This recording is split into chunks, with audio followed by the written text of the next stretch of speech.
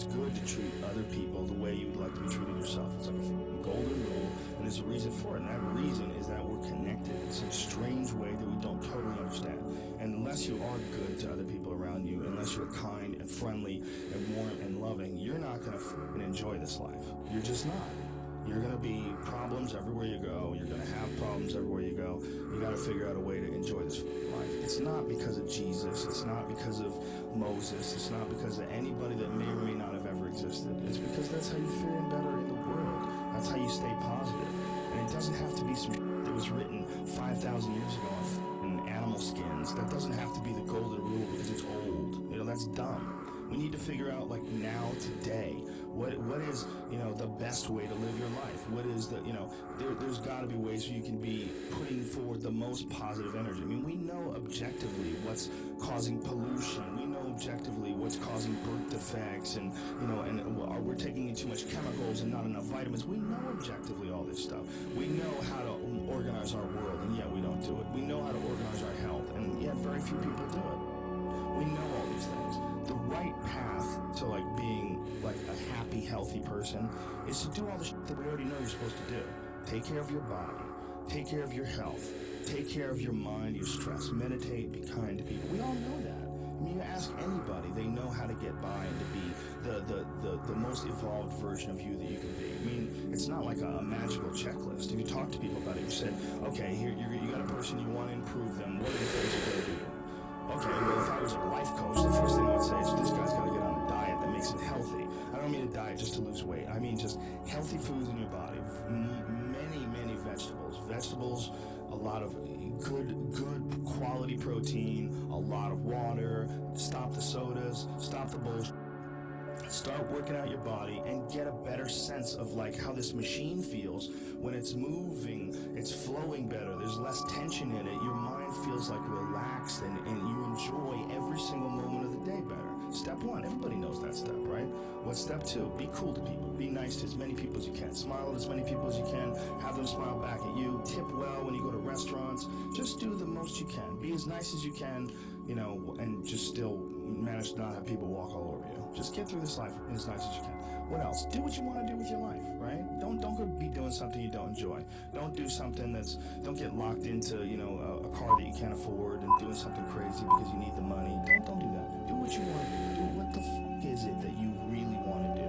Because if someone else is doing it, you can do it, I mean, everybody makes their own path through this world, but a lot of people don't follow the path that they really feel pulled to.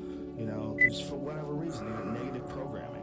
When they were kids, someone told them they couldn't do it, or told them to take the shortcut, or take the short route. That's a sad thing, man, when you talk to dudes, especially talented dudes, and they don't follow up with what they want to do, There's a bunch of people that will say, yeah, well, I have a family, so, it's all a great idea for you to just go out there and go crazy. I have people to support. You need to listen. Stop saying that. Stop saying any of those things. Every single person who has ever done anything worthwhile or exceptional or difficult or extraordinary, anyone, whether it's great artists or authors or mathematicians or whatever it is, everyone encounters difficulties. There is no easy road. It does not exist. It is impossible. Everyone has issues. If you have time to pursue a hobby, if you have time to do anything in your life, you can better yourself. Here's one way you never better yourself. When you come up with excuses for why other people are successful and you're not, that is dangerous. When you give yourself an escape, yeah, well, that's easy for you to say, you do this, you do. Trust me, everybody has a hard road. I wanted to jump out a window several times during my young life. I wanted to jump in front of a train and just end it because there's too much pressure. Not really, but you know what I'm saying, theoretically. We all go through hard times. We all go through depression. We all go through doubt and moments in your life where it's really difficult and you're trying to figure out what the your path is going to be. It's hard as shit. But Stephen and I were talking about this before the podcast starts, that is what makes you a person. And those difficult moments are what build your character. Show me a great man who's the son of a great man. That's what we're saying. These kids that are born billionaires, you're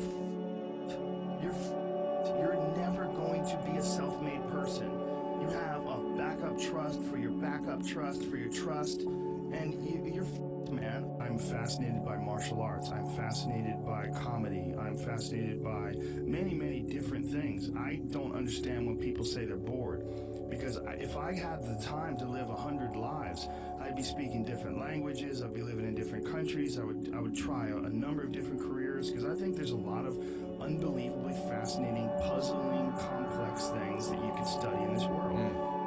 Well, I was involved in martial arts very early, and I think that is one of the things that motivated me to explore difficult tasks, because through difficult tasks you learn an incredible amount about yourself, and you through the fire of competition you get to understand motivation, you get to understand the resistance that you have inside your mind to doing hard work, you get to understand the rewards of discipline. Like, you don't truly appreciate relaxation unless you've worked hard. And that is the yin and the yang of life. And I've said this to the point of people getting sick of it, but one of the worst decisions a man can make, I can only speak for men, obviously, is to be comfortable. I don't think you should try to be comfortable. I think what you should try to do is try to earn comfort. And if you can get a day off where you've worked hard and you've accomplished goals, that day off would be so sweet. When I work hard and I sit in front of the TV, I enjoy the shit out of it. I put my feet up, I have a nice drink, I enjoy one of those chairs that knits your back or something like that. I do have one of those. Do you really? Those are great. They're great, right? Yeah, I don't use it that much though. Honestly, I'm more of a workaholic than I should be, probably. If the balance was, I probably should relax more than I do, but I never feel like I earned it. But that's part of the reason why when I do feel like I earned it, I can enjoy it. It's because I am more connected to the idea that I need to accomplish things, and it's not like for anybody else's benefit other than my own, or anybody else's approval other than my own. When I have a task, whether it's today I'm going to write 1,000 words, or 2,000 or whatever the number is. If I don't do that, I write things down. Like, I'll write down a list of things that get accomplished that day. And if I don't accomplish that, I'll get sick. Like, it'll drive me crazy. If I can't fill out that list, that drives me nuts. But that's what led me to be a championship level martial artist. That's what led me to achieve it's like that. It's the reinforcement of those goals, like understanding that you can achieve those goals. It's going to be difficult. You're going to push through the difficulty, and then you're going to understand what difficulty truly is, and how much of it is just mental, how much of it is just in your mind, this adversity to difficult task or to struggle.